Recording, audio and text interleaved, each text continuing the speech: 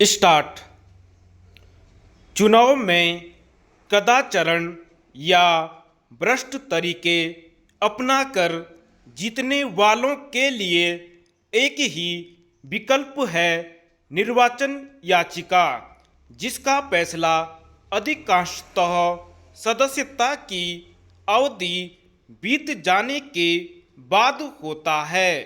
2009 के लोकसभा चुनाव में वर्तमान वित्त मंत्री पी चिदंबरम के खिलाफ मतगणना में हेरफेर कराकर जीतने के आरोप वाली याचिका पर सुनवाई अब शुरू हुई है। ऐसे अनेक मामले हैं जिनमें याचिका का फैसला अवधि बीत जाने के बाद होता है। इन उदाहरणों से साफ है कि चुनाव सुधार के लिए उठाए गए कदम सराहनीय तो जरूर हैं, लेकिन अपर्याप्त हैं। इन्हीं खामियों के चलते चुनावों में काले धन का जमकर इस्तेमाल होता है। मुझे याद है 1977 में रायबरेली से इंदिरा गांधी को हराने वाले राजनारायण ने अपने कुल व्यय का ब्यौरा 14,000 रुपये और इंदिरा गांधी ने 11,000 रुपये से कुछ अधिक दिया था। मौजूदा व्यवस्था में आयोग किसी दल का मान्यता दे सकता है।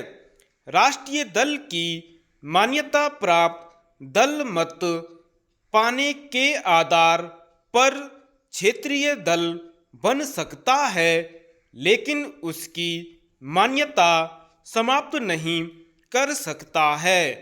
आयोग ने अपनी ओर से निर्वाचन प्रक्रिया को पारदर्शी और भ्रष्टाचार मुक्त कराने के लिए अनेक सुझाव दिए हैं, जो लगातार विचाराधीन बने हुए हैं।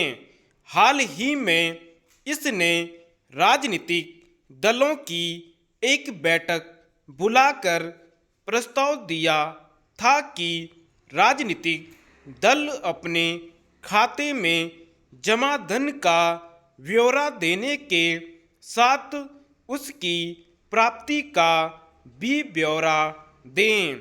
एक भी राजनीतिक दल इसके लिए तैयार नहीं हुआ। गठबंधन शासनकाल के दूसरे चरण में एक के बाद एक सामने आते घोटाले इस ओर संकेत करते हैं कि क्यों ये दल अपनी आय और उसका स्रोत बताने की को राजी नहीं हुए हैं। इसका और भी बड़ा प्रत्यक्ष सबूत है कि कुछ राजनीतिक घरानों की संपत्ति में लगातार होने वाली बढ़ोतरी।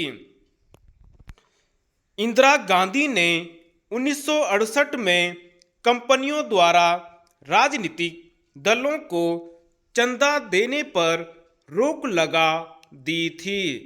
तभी चंद्रभानु गुप्त ने इस प्रतिबंध के प्रबल समर्थक चंद्रशेखर से कहा था कि इसका प्रभाव यह होगा कि पूंजीपति राजनीतिक दलों को चंदा देने के बजाय मंत्रियों को मेज के नीचे से लिफाफा देने लगेंगे।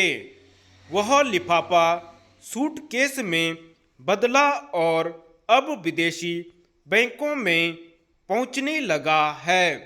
राजनीति अब व्यवसाय बन गई है।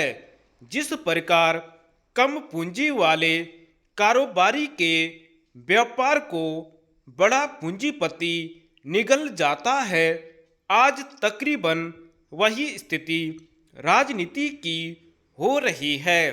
सभी दलों में उम्मीदवार के चयन में उसके वह की क्षमता को प्राथमिकता दी जाती है। धन्यवाद।